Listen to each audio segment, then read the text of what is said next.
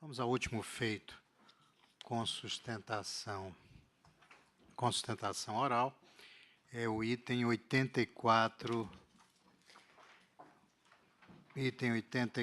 da pauta, é uma sindicância, processo 1205 de 2009, da relatoria do conselheiro Jefferson Coelho, e é o processo 1205 de 2009, reclamante a Corregedoria Nacional do Ministério Público e reclamados membros do Ministério Público do Estado do Amazonas.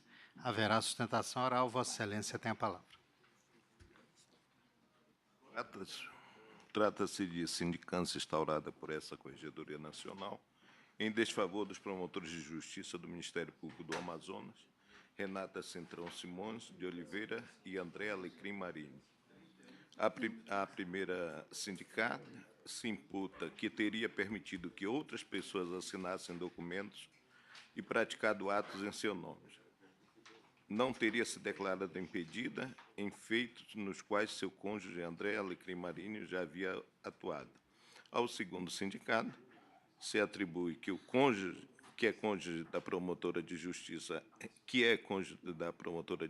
Renata, teria participado de audiências sem que a devida designação para atuação em sede eleitoral, que supostamente teria assinado, em nome daquela promotora, pareceres lançados em autos número 01/2009 e 158/2008. A Corregedoria Nacional tomou conhecimento dos fatos por meio do ofício subscrito pelo Corregedor-Geral do Ministério Público do Estado do Amazonas, que informou sugestão feita por ele ao Procurador-Geral de Justiça para que instaurasse processo administrativo disciplinar com o escopo de apurar as infrações disciplinares supostamente praticadas por aqueles membros do Ministério Público. Instaurou-se reclamação disciplinar. O Procurador-Geral de Justiça do Amazonas informou que foi instaurado naquela Procuradoria o procedimento interno, número 34.981, de 2009.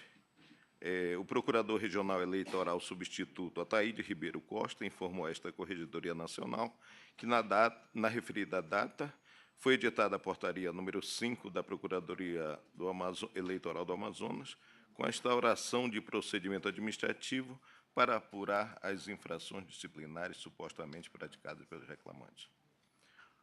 Na data de 30/3/2010, o então Corregedor Nacional, Sandro José Neis, acolheu o parecer exarado por membro auxiliar da Corregedoria Nacional para determinar a abertura de sindicância em face dos reclamados e a avocação do procedimento administrativo instaurado pelo Procurador Regional Eleitoral, por entender que os fatos deveriam ter sido objeto de apuração pelo órgão ministerial estadual e não pelo Ministério Público Eleitoral.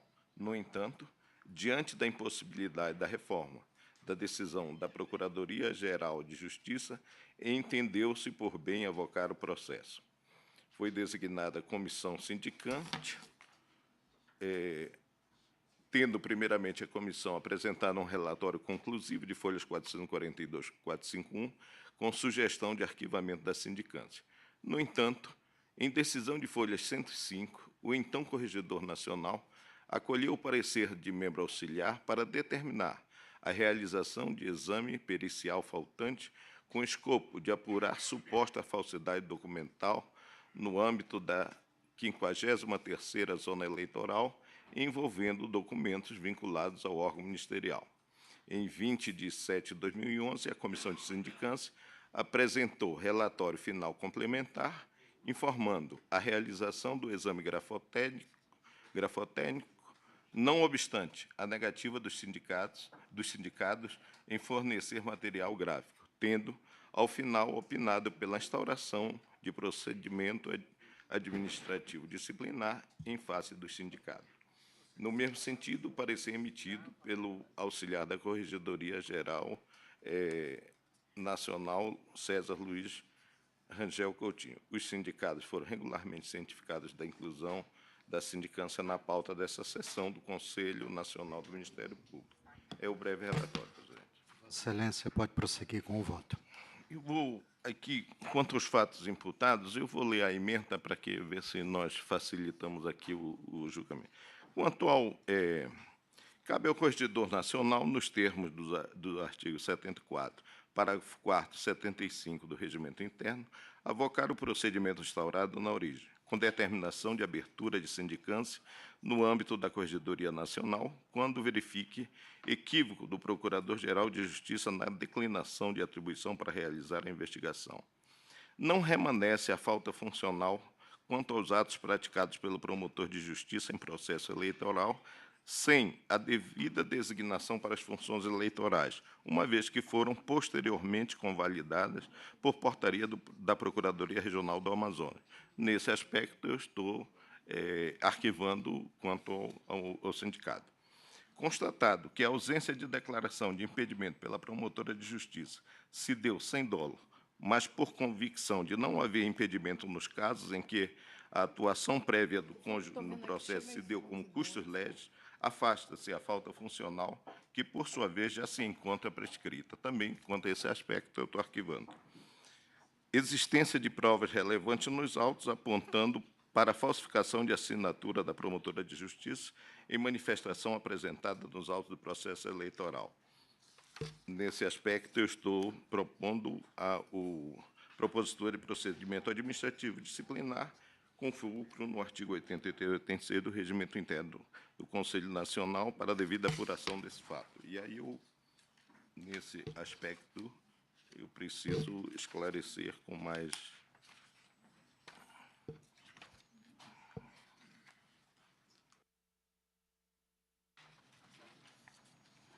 Quanto à suposta falsificação de assinatura da doutora Renata Centrão Simões de Oliveira no documento de folhas 39 e 41, ambos os sindicatos reconheceram perante a Comissão de Sindicância que a assinatura constante no parecer não foi lançada pela promotora, mas sim por seu cônjuge, André Alecrim Marinho. No entanto, explicam que a protocolização do documento na Justiça Eleitoral apenas se deu em razão de equívoco, eis que, na verdade, a manifestação protocolada tratava-se de contrafé e não do original, o qual está devidamente assinado pela promotora de justiça. Afirmam que o doutor André Alecrim Marinho teria assinado a contrafé por verificar a falta de assinatura no documento quando foi entregá-la no cartório e, posteriormente, por engano, a protocolizou ao invés da manifestação original. Da análise dos fundamentos e documentos apresentados pelos sindicatos, a comissão sindicante, a princípio, concluiu que, após serem inquiridos pela comissão, os sindicatos apresentaram o documento de folhas 14/15, que, tudo indica, trata-se de cópia fiel do documento original, que deveria ter sido juntado aos autos número 158/2008. Tal documento evidencia que a versão apresentada pelos sindicatos corresponde à verdade, pois se encontra com protocolo firmado pelo chefe do cartório da 53ª Zona Eleitoral do Amazonas, com data idêntica àquela lançada na manifestação que foi aos autos. Além disso, as declarações prestadas pelo Dr. Luiz Pires de Carvalho Neto indicam que o chefe do cartório da 53ª Zona Eleitoral do Amazonas é pessoa idônea, além de bastante zelosa, e que não aceitaria participar de qualquer armação ou permitiria que fossem juntados documentos assinados por outra pessoa. Assim, nada existindo nos autos que possa macular a veracidade das alegações dos sindicatos, situação que afasta a prática de qualquer infração administrativa ou penal, temos que a imputação não pode prosperar. No entanto, quanto à manifestação ministerial de folha 57, os sindicatos não souberam afirmar se a assinatura era ou não da doutora Renata, embora tenham admitido ser a assinatura diferente das demais assinaturas apostas por ela em outros documentos constantes dos autos. Afirmaram que isso não pode ter se dado, eis que a sindicada sofre de espécie de calcificação na região do punho, o que, por vezes, dificulta a escrita. Quanto a essas alegações, a comissão sindicante, em seu relatório final, asseverou que o fato é bastante estranho e restam dúvidas sobre a sinceridade dos sindicatos a seu respeito, na medida em que a assinatura lançada em tal documento é bastante diferente daquelas apostas pela sindicada Renata em outros momentos, até porque a própria Renata não fez menção ao suposto problema que teria no punho e que dificulta escrever ou assinar. Não trouxe nenhuma prova médica a esse respeito, ou mesmo outro documento oficial que pudesse demonstrar, ao menos, que o fato tivesse ocorrido em outra oportunidade, folha 450. No entanto, nesse primeiro momento, a comissão resolveu por concluir os trabalhos sem a realização de exame grafotécnico, por entender não haver tempo suficiente e por considerar que a manifestação sobre a qual permanece a dúvida não teria muita relevância, eis que se refere apenas à desistência da oitiva de testemunha. Em data de 23 de 1 de 2010, a Corregedoria Nacional determinou o retorno da presença sindicância à comissão para a realização do referido exame pericial faltante. Tomadas as providências necessárias à realização do exame, em 15 de 4 de 2011, os sindicatos apresentaram petição ao superintendente da Polícia Federal do Amazonas, informando que não iriam fornecer material para a realização do exame grafotécnico pelos seguintes fundamentos. Considerando, assim, que a prova que se pretende produzir através de exame grafotécnico sob referência só pode servir para a responsabilização dos sindicatos, estes não podem ser obrigados a fornecer material para a sua realização, razão pela qual manifestam a escusa, folhas 657. Não obstante a negativa dos sindicatos, o exame pericial foi realizado com a utilização de documentos constantes dos autos.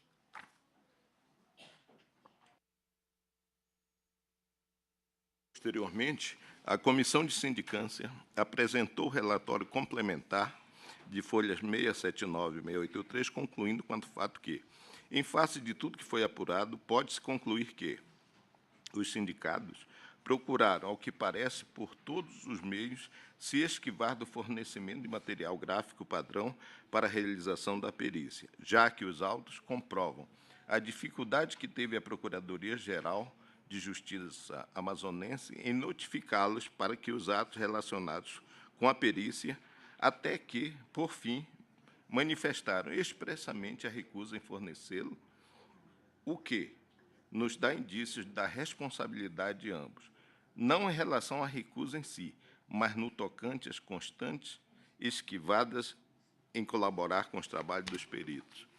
Realizada a perícia determinada, ficou comprovado que a assinatura lançada no documento de folha 57, Procuradoria-Geral de Justiça, é falsa, pois não proveio de punho da doutora Renata, laudo de folhas 271. Ainda que incompleta a perícia, pois não abrangeu a comparação de assinatura questionada com material gráfico produzido pelo Dr. André, em outras oportunidades, a assinatura, este admitiu que lançou o nome da doutora Renata no documento de folhas 6667, juntado aos autos da representação eleitoral 158/2008 da 53ª Zona Eleitoral do Estado do Amazonas. A sindicada Renata omitir-se diante da constatação de que peças juntadas ao processo, a IME número 2009 e RE 158/2008, continham assinaturas falsas, em tese, incidiu no dispor no artigo 121.2 da Lei Complementar 1193 do Estado do Amazonas, podendo também ter infringido dispor no artigo 7º do mesmo artigo e 43, 8º da Lei 8.625/93, sem prejuízo da responsabilização penal. O sindicato do André, ao lançar o nome da sindicada Renata no documento de folha 6667, como ele próprio admite, infringiu em tese o artigo 121.2, combinado com 118.22, ambos da Lei Complementar 11 do Ministério Público Amazonense. E, caso confirmada ser de sua autoria a falsificação da assinatura lançada no documento de folha 57, Procuradoria-Geral de Justiça, haveria também infração disposto ao artigo 121.2, combinado com 118.2 da citada lei, sem prejuízo também de sua responsabilização penal, o que ensejaria também infração do 121.7 da mesma lei. Cabe ainda A citação da conclusão contida no laudo 662 de 2011 da Superintendência do Departamento de Polícia Federal do Amazonas, subscrito pelo perito criminal federal José Henrique Santos Rodrigues dos Santos. Conclusão.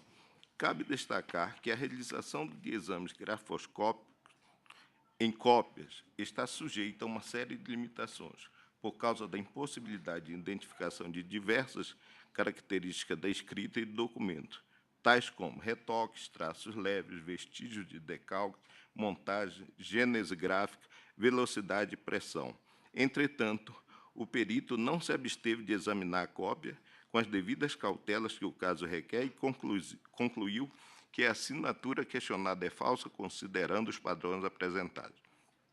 Afasta-se aqui, desde já, o argumento de prescrição, uma vez que as supostas faltas funcionais correspondem, em tese, ao crime de falsificação de documento público, razão pela qual incide a regra do artigo 139.1 da Lei Orgânica do Ministério Público do Amazonas. Por fim, importante frisar que a Comissão de Sindicância traz à tona ainda o fato de que a doutora Renata foi designada promotora eleitoral de Anamã, não obstante ela fosse promotora titular de Parintins, comarca esta que fica a 745 quilômetros de distância daquela, asseverando que, ao aceitar a nomeação para o cargo de promotor eleitoral da 53ª Zona Eleitoral do Estado do Amazonas, mesmo sabendo que seria praticamente impossível desenvolver os trabalhos a contento em virtude da distância entre a comarca de Parintins, onde é promotora de justiça, e Anamã, sede da zona eleitoral, a sindicada Renata infringiu, em tese, o disposto do artigo 121(c) da Lei Complementar do Amazonas.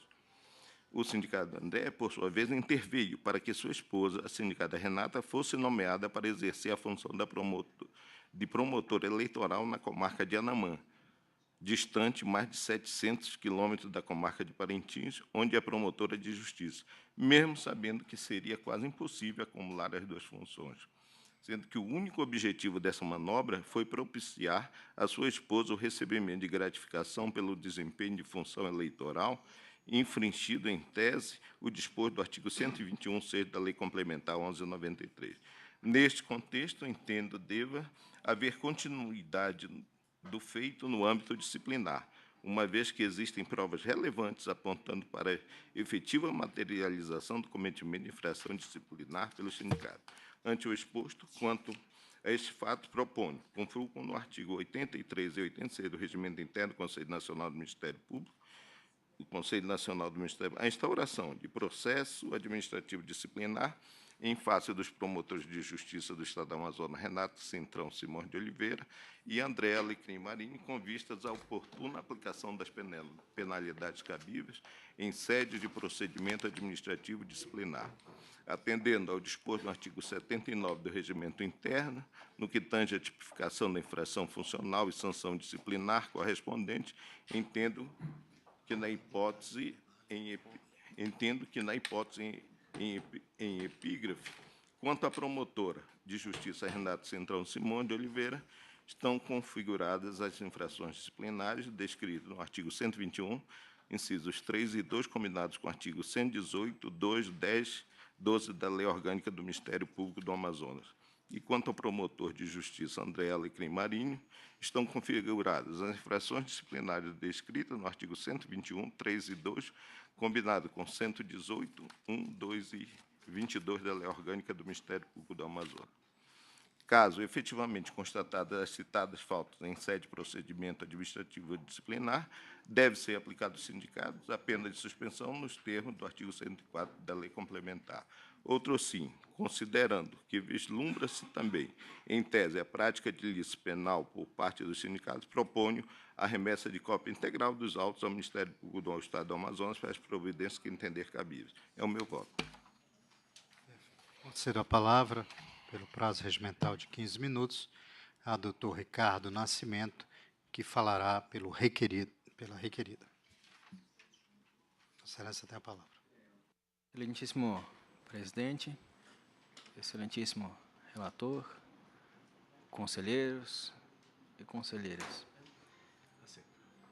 A presente sindicância foi instaurada para apurar eventual infração disciplinar dos sindicados em relação à atuação em processos eleitorais, em trâmite na comarca de Anamã.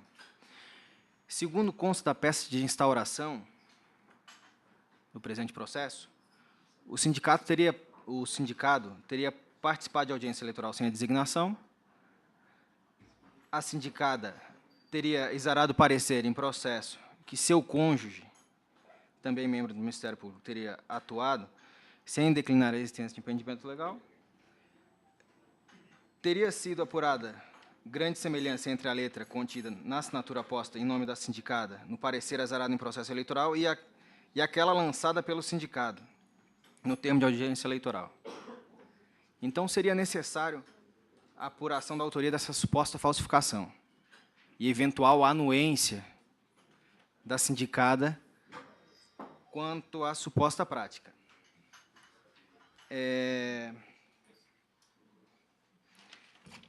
Quanto à atuação em audiência eleitoral, eu vou, considerando adiantada a hora, e que o excelentíssimo relator votou pelo arquivamento, eu não vou me manifestar, nem sobre o suposto impedimento. Quanto às assinaturas lançadas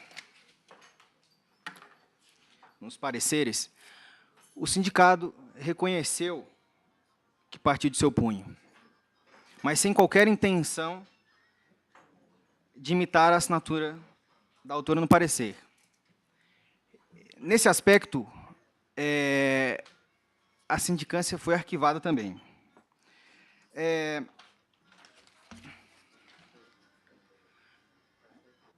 O reconhecimento dessa assinatura pelo sindicato e que ele assinou de forma totalmente diversa, sem tentativa de imitar a assinatura da sindicada, demonstra a intenção, não demonstra a intenção de cometer falsidade ou de ludibriar quem quer que fosse. Por isso, demonstrada a boa-fé. Esse documento de folhas 57 consta uma assinatura totalmente diferente da lançada pela sindicada, como também diferente pela lançada no sindicato nos recibos de petição. Inclusive, ele reconhece que não realizou essa assinatura.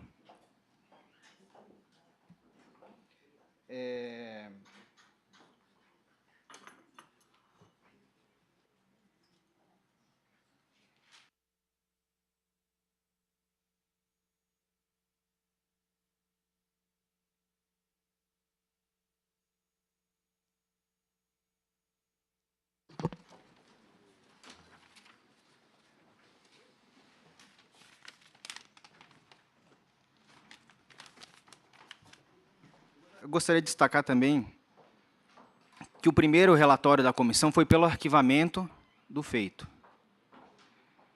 E, não obstante,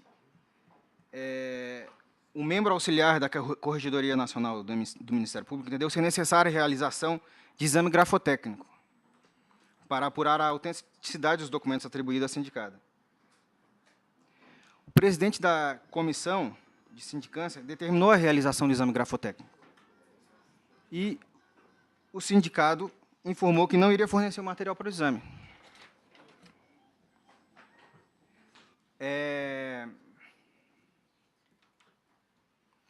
Isso porque já teriam esclarecido as circunstâncias em que o sindicato assinou a cópia do protocolo dos pareceres e impugnaram a assinatura nesse documento de folha 57. Foi determinada a realização do exame grafotécnico, mediante a comparação do material existente naqueles dois processos mencionados e outros documentos. E o perito concluiu realmente que não se tratava de assinatura da sindicada, mas não pôde determinar a autoria da assinatura. Não determinou que o sindicado haveria assinado, mesmo comparando com outros documentos escritos pelo sindicado. Ocorre que essa prova foi produzida sem o respeito às garantias constitucionais de natureza processual, pois os sindicados não foram notificados quanto à sua realização, não puderam indicar assistente técnico, não puderam formular quesitos, nem tiveram ciência do resultado, só tomando conhecimento do seu teor ao analisar os autos para fins de elaboração das presentes alegações e memoriais entregues a Vossa Excelência. Nítido, portanto, o cerceamento ocorrido na produção dessa prova, contrariando o dispositivo que assegura ampla defesa em qualquer procedimento disciplinar em curso nesse egrégio Conselho. Diante desse resultado da prova pericial, que não introduz qualquer modificação no cenário fático existente por ocasião da elaboração da primeira manifestação da comissão sindicante, que opinou pelo arquivamento do feito, essa elaborou um novo relatório com total alteração do entendimento, inclusive contemplando fatos novos, que até então não haviam sido imputados aos sindicados. Dentro desse contexto,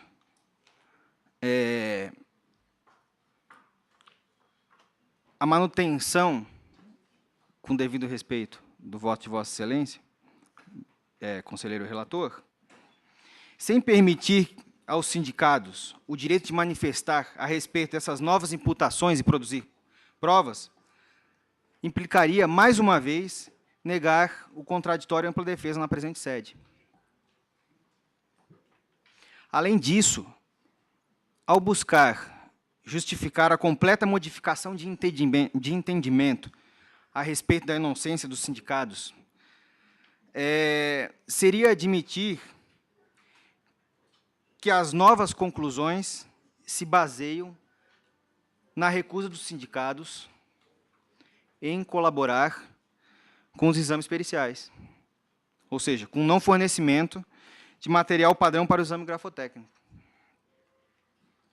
Ocorre que essa premissa afronta a Constituição Federal, que assegura o princípio segundo o qual o sujeito não está obrigado a fazer prova contra si mesmo. Princípio cuja aplicabilidade no âmbito desse Conselho já foi reconhecido pelo próprio Supremo Tribunal Federal. A recusa em fornecer o material para a perícia não pode ser considerada como indício de culpabilidade dos sindicatos. A recusa se deveu única e exclusivamente ao fato de que a prova não interessava à defesa dos sindicados, já que já havia reconhecido que assinou cópia dos pareceres da lavra da sindicada, mas não desse documento de folha 57. E que nos pareceres não tinha a menor intenção de falsificar a respectiva assinatura. Diante do ilícito fundamento utilizado para justificar a modificação do entendimento a respeito do episódio,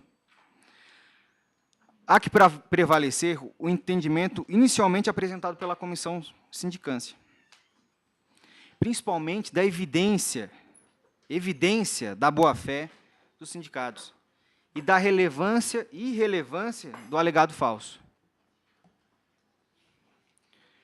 Por fim, urge ressaltar que, com devido respeito ao entendimento do conselheiro relator, está prescrita a pretensão punitiva relativa às supostas infrações. As infrações imputadas aos sindicados o sujeitariam a pena de suspensão, conforme assinalado pelo membro auxiliar da Corregedoria Nacional de Justiça e pelo próprio conselheiro relator. Ocorre que, segundo o artigo 139, inciso 2, da Lei Orgânica do Ministério Público do Amazonas, prescreve em 2 anos a falta punível com suspensão. O último dos atos foi praticado em 30 de junho de 2009. 30 de junho de 2009. Assim, a pretensão punitiva estaria consolidada em 30 de junho de 2011, o que conduz à conclusão de que o presente procedimento deve ser arquivado. Enfim, concluindo pelos motivos expostos e constantes no memorial entregue a Vossa Excelência, requer o arquivamento do presente procedimento. Cargo, se o eminente relator teria considerações adicionais a fazer. Perfeito. Conselheira Maria Esté, como vota Vossa Excelência? Com o relator. Conselheiro Adilson Gurgel. Com o relator, Excelência. Aliás, conselheira Thaís Ferraz, perdão.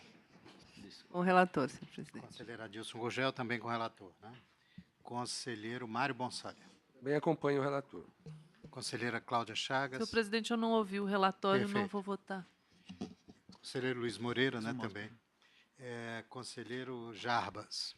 Presidente, as manifestações do ilustre patrono dos requerentes demonstram ainda mais a necessidade de que dos fatos serem investigados por tantas dúvidas que foram suscitadas. Eu acompanho o eminente relator, obviamente. Conselheiro Alessandro. Acompanho relatores. Conselheiro Tito. Com o relator. Conselheiro Lázaro. Relator. Proclamo, portanto, o resultado.